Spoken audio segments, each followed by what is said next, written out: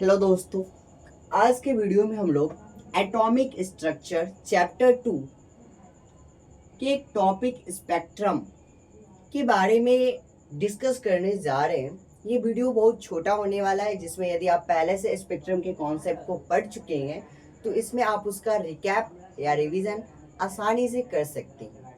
और यह वीडियो हम बहुत छोटा रखने वाले हैं और ये वीडियो किसी भी तरह के व्यूज़ और लाइक्स के लिए नहीं है। ये वीडियोस मैंने इसलिए बनाए हैं ताकि मेरे मोबाइल का जो स्टोरेज है वो बहुत कम है, ताकि मैं इसे यूट्यूब पर अपलोड कर सकूं और बाद में मैं खुद का रिवीजन वहाँ पे कर सकूं।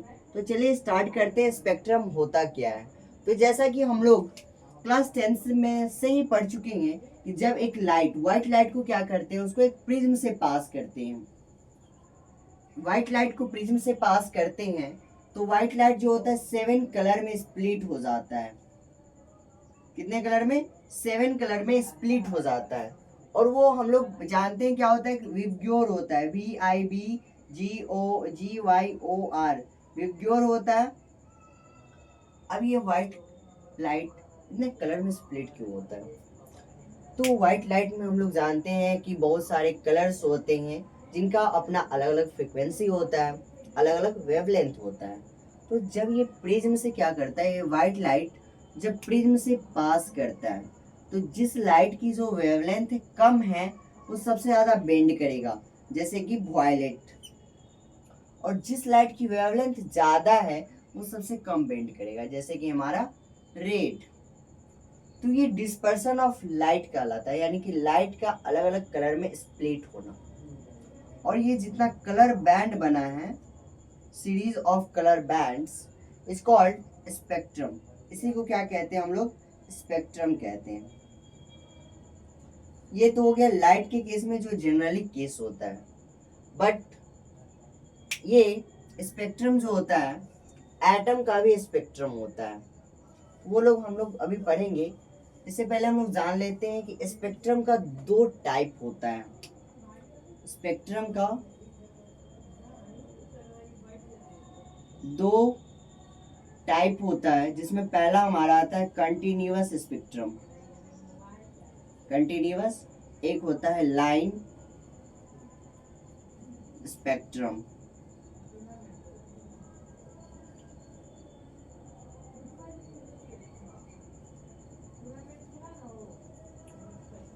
कंटिन्यूअस स्पेक्ट्रम का मतलब होता है कि जैसा कि हम लोग अभी ये फिगर समझे थे कि एक व्हाइट लाइट है, प्रिज्म से पास होगा, 7 कलर में स्प्लिट करेगा। तो यहाँ पे 7 कलर में जो स्प्लिट किया, तो यहाँ पे कलर जो था विबग्योर, वायलेट के बाद इंडिगो, इंडिगो के बाद ब्लू, ब्लू के बाद ब्लू, ब्लू के बाद ग्रीन, ग्रीन के बाद येलो, येलो के बाद ऑरेंज, ऑरेंज के बाद रेड था। यानी कि एक कलर के बाद दूसरा कलर, दूसरे कलर के बाद तीसरा कलर, तीसरे के बाद चौथा कलर। ये लगातार कलर का एक सीरीज था, तो वो हो गया कंटिन्यूअस स्पेक्ट्रम। यानी कि एक ऐसा स्पेक्ट्रम जिसमें कलर्स या कोई भी चीज जो स्प्लिट हो वो लगातार हो, जैसे एक कलर के बाद दूसरा, दूसरा के बाद तीसरा, तीसरा के बाद चौथा, वो होता है हमारा कंटिन्यूअस स्पेक्ट्रम। ठीक।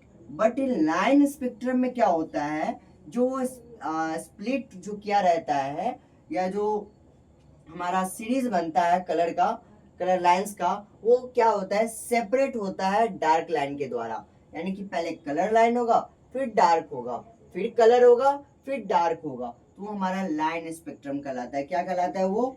Line spectrum. कंटिन्यूअस स्पेक्ट्रम में आपको लगातार एक के बाद दूसरा दिखाई देगा, बट लाइन स्पेक्ट्रम में आपको ऐसा नहीं दिखेगा। उसमें एक यदि कलर दिखेगा तो दूसरा डार्क दिखेगा, एक डार्क दिखेगा तो दूसरा कलर दिखेगा।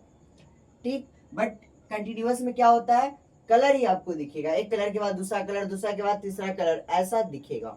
बट लाइन स्पेक्ट्रम में आपको नहीं दिखेगा ऐसा।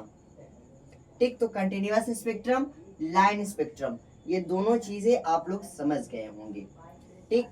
इसके बाद हमारा ये टॉपिक क्लियर हो गया कि स्पेक्ट्रम होता क्या है। तो ये होता है, it is a unique pattern of colour lines. Colour lines का क्या होता है कि यूनिक पैटर्न होता है स्पेक्ट्रम। स्पेक्ट्रम के 2 टाइप हो गए, कंटिन्यूअस स्पेक्ट्रम, लाइन स्पेक्ट्रम। इसके बाद ये भी हमारा टॉपिक क्लियर हो गया अभी। इसके बाद आता है स्पेक्ट्रोस्कोप क्या होता है। तो स्पेक्ट्रोस्कोप क्या होता है,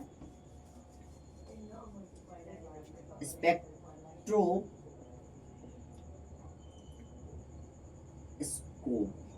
एक तरह का डिवाइस होता है विच इज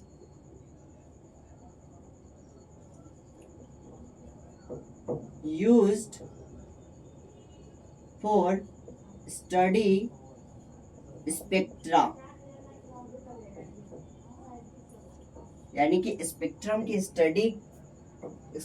स्टडी के लिए जो डिवाइस होता है उसको स्पेक्ट्रोस्कोप या इसी का दूसरा नाम स्पेक्ट्रोग्राफ भी है। क्या है, स्पेक्ट्रोग्राफ। तो ये चीज समझ में आ गया कि स्पेक्ट्रोस्कोप क्या होता है, एक तरह का डिवाइस होता है जिससे हम लोग क्या करते हैं, स्पेक्ट्रा का स्टडी करते हैं। और जिस ब्रांच के अंदर में, एक ब्रांच हो गया, जिस ब्रांच के अंदर में हम लोग स्पेक्ट्रा के बारे में स्टडी करते हैं उसको स्पेक्ट्रोस्कोपी कहते हैं। क्या कहते हैं उसको, स्पेक्ट्रोस्कोपिक। यानी कि जिस ब्रांच के अंदर में, साइंस के जिस ब्रांच के अंदर में हम लोग स्पेक्ट्रम के बारे में स्टडी करते हैं वो हमारा ब्रांच हो गया। अब स्पेक्ट्रम का स्टडी करना क्यों जरूरी है, तो स्पेक्ट्रम का बहुत सारा बेनिफिट है। उसमें से पहला बेनिफिट जो है वो होता है एलिमेंट्स को आइडेंटिफाई करने के लिए। पहला, टू आइडेंटिफाई एलिमेंट्स,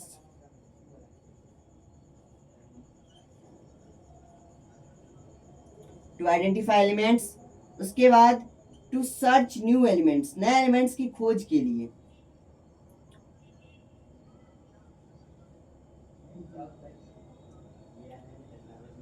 या एस्ट्रोलॉजी में इसका यूज होता है, जिसमें एस्ट्रोनॉमर्स जो होते हैं, यूज्ड बाय एस्ट्रोनॉमर्स के द्वारा इसका यूज किया जाता है to know inner structure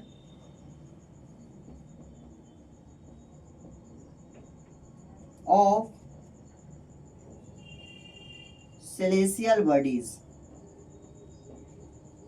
celestial body के इनर स्ट्रक्चर को स्टडी करने के लिए। अब पहला पॉइंट, टू आइडेंटिफाई एलिमेंट। तो हर एक एलिमेंट का जो स्पेक्ट्रम होता है वो अलग अलग होता है। दुनिया में जितना एलिमेंट होगा उस सबका जो स्पेक्ट्रम बनता है वो अलग अलग होता है। ठीक, जैसे हर आदमी का जो फिंगरप्रिंट होता है वो अलग अलग होता है, जिससे हम हर एक आदमी को पहचान पाते हैं, उसके फिंगरप्रिंट के द्वारा उसको आइडेंटिफाई कर पाते हैं। ठीक, स्पेक्ट्रम के द्वारा हम अलग अलग एलिमेंट्स को आइडेंटिफाई कर पाते हैं। अब इसी स्पेक्ट्रम में अगला जो है वो है हमारा एटॉमिक स्पेक्ट्रम, जो हम लाइट स्पेक्ट्रम क्लास 10th में पढ़े थे। हमको एटॉमिक स्पेक्ट्रम पढ़ना है। एटॉमिक स्पेक्ट्रम यानी कि एटम्स जब अपने एक्साइटेड स्टेट में होता है तो अपने ग्राउंड स्टेट में आने के दौरान कुछ एनर्जी या कुछ रेडिएशन अपने से इमिट करता है, और वही रेडिएशन जो है वो स्पेक्ट्रम का फॉर्मेशन करता है। तो उसी के बारे में हम लोग अगले वीडियो में पढ़ेंगे, जो कि कुछ ही समय में आने वाला है। धन्यवाद।